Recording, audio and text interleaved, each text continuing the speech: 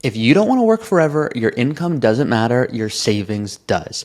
If you make $10 million a year, but you save nothing, then nothing's obviously going towards future you. So people talk about discipline, and discipline is the difference between what you want now and what you want most. So there's certain people that go, I want most to retire early and not work forever. There's other people that go, well, I'd rather spend more money today and enjoy it. I'm a big believer in making sure you do both, and I believe that is possible. I'm going to show you a sample plan today, and I'm going to actually show it to you right now on my screen so you can see the case we're going to go through. And obviously, I love this stuff, so it's going to be fun. So look at this right now. This is a sample, so you can run this for you, by the way. If you want the software I'm going to show you now, just comment optimize below, and my team will send it to you. So you can see here, this is John. John's 45 years old, and John has a net worth of 300,000. I'm just making an assumption here. 15,000 is in his bank account at all times. He has 275,000. He's 45 years old. I think I already said that. But my point here is John, we're going to assume, makes $75,000 a year. And there's a lot of people out there that go, there's no way I can retire. You know, the cost of living nowadays. Okay, I totally get that, but it totally depends on how much you want to spend. And too many people just write it off. I'm going to have to work till I'm 65. I went through a divorce. There's no way I can retire. That's not the truth. So stop lying to yourself and stop beating yourself up at the same time.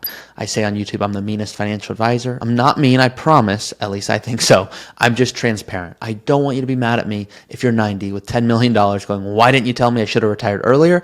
And I don't want you to run out of money by retiring too early. And there's a fine balance there. So I'm going to walk you through this case because what really matters is how you save, and specifically when you do that saving, how compound interest will look over time when you do it strategically. That's what today's all about. A reminder, I'm Ari, a certified financial planner and host of the Early Retirement Podcast.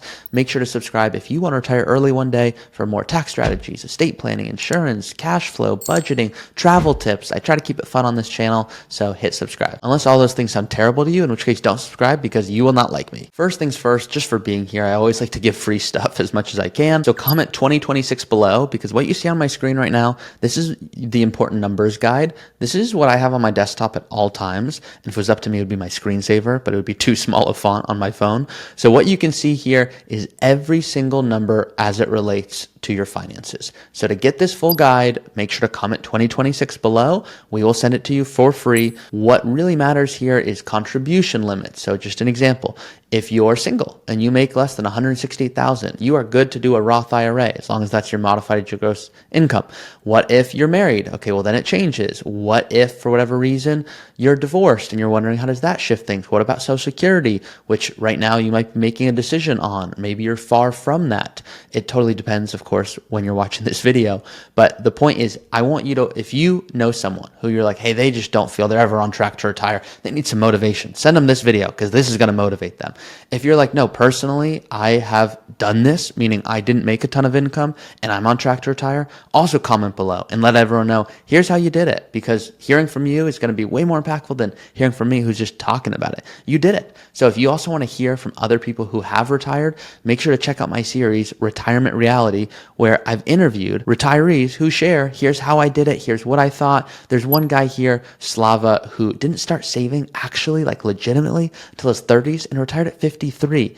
And he's a frugal guy who didn't make a ton of money, and he's the nicest, coolest guy. So if you need extra motivation, that's what I'm here to do. Hopefully these help. There's one other guide I want to give you real quick, and it's called What Issues Should I Consider When Starting Out Financially? So even if you're advanced and you're like, hey, I'm past my savings phase, I want you to be able to have this on hand in case you ever want to share it with someone if it's helpful. So comment START, S-T-A-R-T, below if you want this. You can see on here, it's everything about personal finance, everything about cash flow and taxes and how to save for college and cars and weddings, and just a few things to make sure that you don't forget anything as you advance in your financial career. So with that being said, let's look at the video today. This specifically is the case. So the first thing we need to do is understand what are the assumptions. So for all of you out there going, when can I retire? Look, you can run some compound investing calculator and go, wow, okay, so if I were to put X amount of money in and get X percent, great. You see it says what feels like monopoly money. Oh, there's 1.6 million. Oh, there's 1.8 million. But you don't in your head go, I don't know what inflation is going to be like. I don't really know how much things are going to cost. I can't project my life in 30, 40 years, which is accurate. But what you can do is start to get strategic with a tool like I'm going to show you here. So John here in this example is 45. We could make John 35 or 20. We could do whatever we want. I'm just saying he's 45 here. And John's now getting serious about, hey, I want to retire early one day. So just picture John in your head here. John goes, I'd love to retire by 60. And his annual retirement healthcare cost, let's just say it's $2,000 a year. That's after Medicare. I know you're like, why are you even thinking about that already? My brain just does. Okay. Let's assume John's like, I want to spend $5,000 a month or $60,000 a year. And he's really worried because before Medicare at 65, that's a big expense. So let's put $10,000 a year in there. By the way, it doesn't have to be a big expense, but that's John. Now, John makes $75,000 a year. He's thinking maybe I collect Social Security at 62. And all those things, although are important, and those are big assumptions, here's what matters the most, is John's savings rate. So some of this you might look at and go, oh my gosh, this is a darker reality than I thought. My job is, as I see it, to paint you the most realistic picture so you can actually get serious so that by the time you're like, wow, I really do want to retire early, I know I can do it or I can't do it, instead of like kind of fluffing the air and wondering. So at this point, what John is doing is he makes $75,000 a year. He lives in Florida. He's saving $10,000 a year to a superhero account. Now, at the same time, John's adding 3% to his 401k and getting, we can see here when we go in here, a 3% match. So to keep it really simple, if John makes $100,000 a year and he puts $3,000 in, his employer will put $3,000. So $6,000 total goes in. Now, John doesn't. John makes $75,000 a year. So that's $2,250 that he's putting in. Then his employer will match that. So $4,500 is going to this account, that 401k, and then he has $10,000 a year going to his superhero account. Why do I love that account? Because it's all about flexibility. You don't get a tax deduction, but if you want to retire earlier at 55, or you want to be able to withdraw income and keep healthcare costs lower than $10,000 a year, this is how you can do that. So if healthcare is something that's of concern at all to you, comment healthcare and I'll send you that guide as well. So let's see what John's on track for. If we pull up this screen here, what you're going to see is a pyramid-like figure, because what's happening is John has $290,000.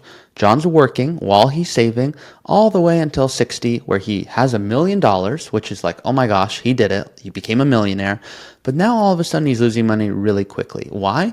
Because of his expenses. And so what we can see here is if John's spending $5,000 a month, that's $5,000 a month in addition to the fact that John's renting today. So obviously this varies. Is John going to buy a home? What's John going to do? But let's assume John, who's currently spending $5,000 a month to live, wants to exactly spend $5,000 in retirement.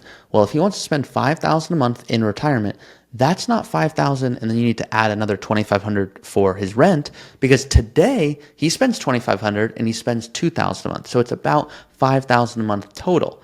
The difference is in retirement, you're probably not renting. You're probably owning a home, even though a lot of people do rent today. But what you need to figure out is what expenses will last forever and what are going to fall off.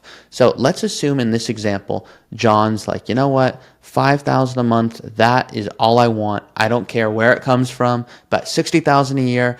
If I want to rent, I'm going to rent. If I want to buy something, I'll buy something, but I need $60,000 a year. Well, if John needs $60,000 a year plus $10,000 a year for healthcare, but not forever, just until Medicare at 65, well, that means John needs $70,000 a year. That's adjusted for inflation after taxes. So this is John spending $5,000 a month. Before it was showing $5,000 plus $2,500 for rent. So that'd be $7,500, almost $8,000 a month plus healthcare. So now you're looking at over $100,000. So make sure the variables are correct that you're putting in here. You'll see wildly different results, and that's important here. So in this case, what are we seeing? Well, we're seeing John's going to be okay, and then at 85, we're assuming massive long-term care costs, $75,000 a year for 5 years. You could put this for 2 years, and you'll see a very different answer here.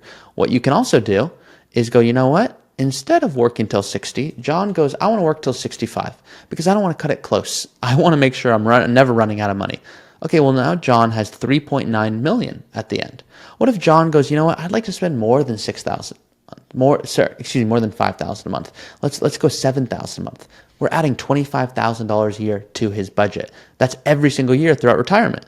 Well, now it looks like he's passing away just at 90 with $0. And most people don't want to cut it that close. So what you can see here is John might go 5,000 a month is actually great, but retiring at 62 is my sweet spot. Oh, but I don't want to forget, I'm going to buy new cars every 10 years. So let's put $30,000 in for that. And maybe you want way nicer cars, in which case throw whatever number you want. Maybe he wants to help out with a nephew at the wedding. Or maybe the first 10 years he's like, I got the travel bug. I want $10,000 a year for that. So he's working 2 more years. We're updating the expenses. We're getting a little bit more clear. And then we get to see, what does that mean? Okay, well, now you see these graphs are kind of going back and forth here, and we got to follow one of them. So here's blue, the original. The original is the blue running out of money here at 87. Now the green is he works a few more years. So now he retires at 62 with 1.35 million, and he's enjoying. At one point he has 1.4 million. Then his expenses are starting to go faster. And what's happening here at this point is he's buying those new cars. That extra travel made a big impact. Long-term care at the end. So all of these different factors, this is just in a sample, because what we haven't talked about at all is how are you invested? What if John goes, I want a growth strategy because the volatility doesn't bother me? Well, watch what happens here. Now there's 1.5 million at the end. What if John goes, I'm just too worried. I want a really conservative approach. I'm naturally a frugal guy. I don't want any volatility. Okay, well, now it shows he's running money at 80. So I don't like when people just go, okay, I'm going to run a compound interest calculator. It says I have 5 million. Look, that's how much I need to save. Because what we didn't talk about at all is how much he should save and where and the impact of it. So I'm going to end with that because I think that's what everyone really wants to know. So we've reset this. This is John's basic trajectory. $290,000. He's saving and investing, retires at 60 with 1.1 million. Assets are growing slowly over time. Social Security is helping out. Big drop off when long-term care comes in because those costs can be gigantic.